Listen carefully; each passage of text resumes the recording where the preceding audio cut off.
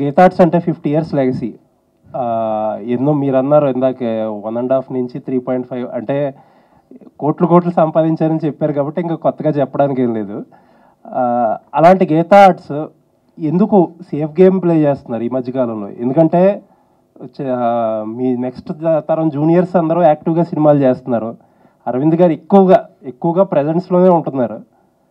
Risk తీసుకోవడం అంటే ఇప్పుడు కూడా చాలా యాక్టివ్గా ఉంటారు, బట్ రిస్క్ తీసుకోవడానికి ఇప్పటికి అరవింద్ గారు భయపడుతున్నారు అంటే మీరు రిస్క్ని నిర్వచించండి సార్.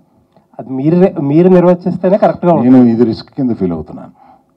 మీరు ఫైనాన్షియల్గానే మాట్లాడాల్సి వస్తే ఇది రిస్క్గా ఫీల్ అవుతాను. ఫైనాన్షియల్గా అనుకుంటే మీరు ఫైనాన్షియల్గా కాకుండా రిస్క్ తీసుకోమని ఇంకేదైనా చెప్తున్నారు. Every film is a risk, for every producer it's a risk.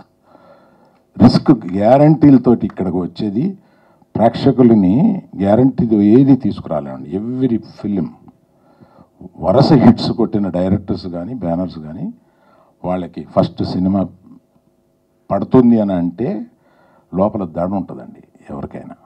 So రిస్క్కి నిర్వచనం వేరువేరుగా ఉంటుంది. అంటే మీరు స్ట్రైట్గా 400, 500, 600 కోట్లు పెట్టి మీరు ఎందుకు సినిమా తీయటం లేదు అనే ప్రశ్న ఉంటే అది స్ట్రైట్గా అడగండి.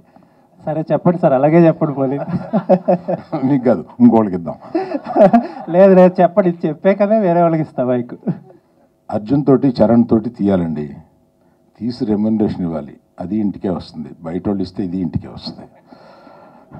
నాది నేను ఇచ్చుకోవడం కన్నా బయట వాళ్ళు తీసుకుని బయట వాళ్ళు డబ్బులు కలెక్ట్ చేస్తే బాగుంటుంది అనుకుంటారు. Right sir, thank you.